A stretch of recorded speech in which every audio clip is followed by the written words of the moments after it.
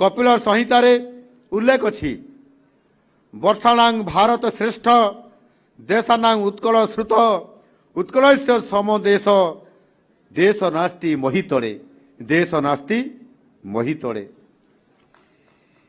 1803 मसीह ओडिशा रे इंग्रेज शासन आरंभ होता 1817 मसीह आमर पाइक विद्रोह ओडिशा रे ब्रिटिश साम्राज्य को ये दहलई देइथिला।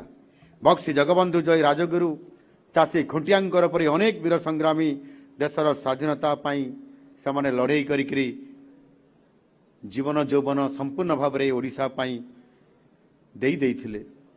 भारत इतिहास रे यह प्रथम सबुठारु बड़ जनसंग्राम कारण पाइक विद्रोह केवल राजा किंबा नेतृवृंद मानकर ये संग्राम केवल नथिला यह ओडिशार साधारण लोकंकर ब्रिटिश शासन विरुद्ध रे संपूर्ण भाव में संग्राम। यही पाइक विद्रोह ब्रिटिश सरकार शासन को संपूर्ण भाव में दहलई देइथिला। सेमाने हृदयंगम करथिले जे एकतार सूत्र बांधिथिबा ओडिशा को शासन करबा एतेटा सहज नुहे। तेणु ओडिशा को भाग भाग करी पड़ोसी राज्य जेपरिक बेंगल प्रेसिडेंसी मद्रास प्रेसिडेंसी एवं केंद्रीय प्रोविंस रे आमर ओडिशा को भाग भाग करी प्रत्येक अंचल को मिसई दिया जाइथिला एवं ओडिशा को भांगी दिया जाइथिला। किंतु ब्रिटिश सरकार को यही हीन चक्रांत या बेसी दिन तिष्ठि पारि नथिला। प्रथमे स्वर उठितला संबलपुर अंचलरू सेठाकार ओडिया भाषाभाषी लोके सरकारी भाषा भाव हिंदी को बाध्यतामूलक करने निष्पत्ति विरुद्ध में स्वर उत्तोलन करथिले।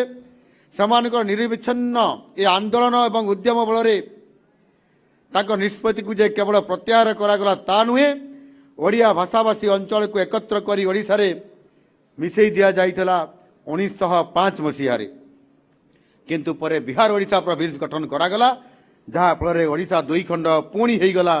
पश्चिम ओडिशा उपकूल ओडिशा बिहार ओडिशा प्रोविंस रे रहितबा बेले गंजाम गजपति एमाने समस्ते रहिले मद्रास प्रेसिडेंसी रे। एहा द्वारा उभय अंचल अणओडियांकर राजनीति चलवा सह ओडिया भाषा और संस्कृतिर परिचय प्रति पुणी आउ थे विपद देखा देइथिला। ए सब अंचल को एकाठी कर एक स्वतंत्र ओडिया भाषाभाषी राज्य गठन करने आरंभ होता एक लंबा संघर्ष। अनेक जनसंख्या मध्य 1936 मसीहा आज दिन में गवर्नमेंट ऑफ इंडिया एक्ट 1935 बल गठित होता स्वतंत्र ओडिशा। ओडिया भाषाभाषी यह एक सन्नीय एवं स्मरणीय एवं मधुर अनुभूति।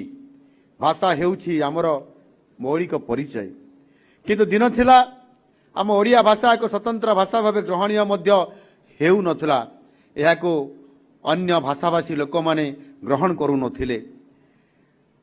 पश्चिम बंगर बंगाली लोक माने एहाको कहिले ओडिया एकटा भाषा नई।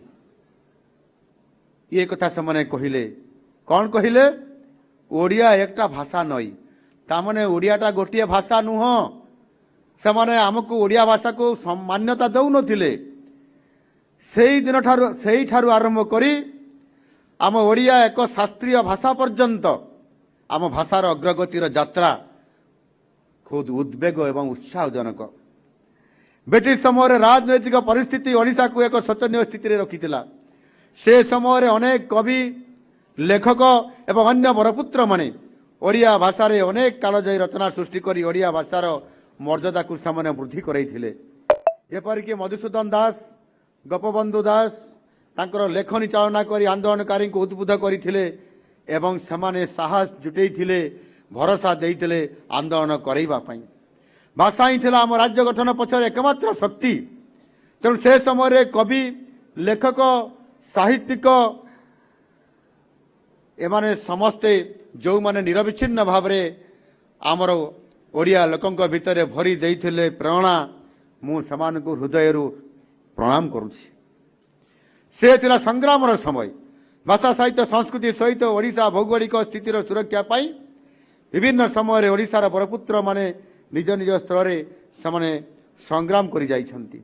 समाने ओडिया जातिर मार्गदर्शक आमर समाने होउछन्ति प्राणपिंड। समान अवदान को सम्मान देवा पाई आम सरकार राज्य स्तरीय उत्कल दिवस कार्यक्रम को महापुरुष मानकर जन्म पीठरे आज पालन करने आरंभ करिछि। सेही परिस्थिति रे आमे समस्ते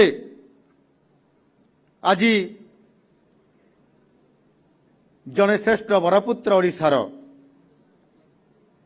उत्कलमणि गोपबंधु दास आज राज्य सरकार तरफ आज तांकर जन्मस्थान पुरीर सुआंड ग्राम रे एवं तांकर जो बकुल वन जोठी पंचसखा मानक नेकरी बकुल वन विद्यालय प्रतिष्ठा करथिले उत्कलमणि गोपबंधु दास आज राज्यस्तरीय कार्यक्रम सेठी करा जाइथिला। राज्य सरकार तरफ मुख्यमंत्री मध्य सेठी सदैव उपस्थित थिले। गत वर्ष सेही भली भाव में आम सरकार आसिला परे एही भली उत्कल दिवस ओडिशा दिवस को आमे उत्कल गौरव मधुसूदन जन्मपीठ कटक जिलार सत्यभामापुर ठारे ये कार्यक्रम करा जाइथिला एवं तांकर जन्मस्थान रे कार्यक्रम करागला एवं संध्यारे आज आम ये एकत्रित होती उत्कल दिवस बा ओडिशा दिवस अवसर रे आम ये एकाठी रही आज उत्सव आज पालन करुछंती। आज स्वतंत्र ओडिशा प्रदेश गठनर 90 वर्ष पूरी 91तम वर्ष आरंभ है। आज आम 91तम ओडिशा दिवस समारोह पालन करुछंती।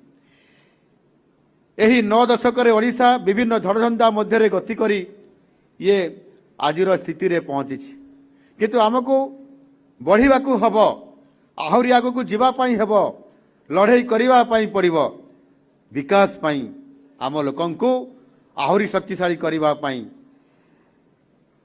बढ़िबा पाई आमर गौरवमय इतिहास को आमको सदासर्वदा प्रणार उत्सव भावे ये निश्चित भाव काम करुथबो। ना केबे डरी जाइचु ना केबे हारी जाइचु प्रति मुहूर्त रे देखैचु देश विदेश रो टिकिनिकी खबर पछर सत्यता खबर विश्लेषण सबकिछि को कैद करिचु आम कैमेरा माध्यम रे। ना एडिटिंग को करुचु अतिरंजित खबर को करुचु अतिरंजित जहा सत्य ताहा ही देखौचु। आपणको भल पाइबा आमको आउ पादे आगकू बढ़िबाकू जोगाउची साहस। 24 घंटा खबर को रखिथाउ आमरी नजर रे केवल आपणको प्रिय सत्य खबर ओडिया रे।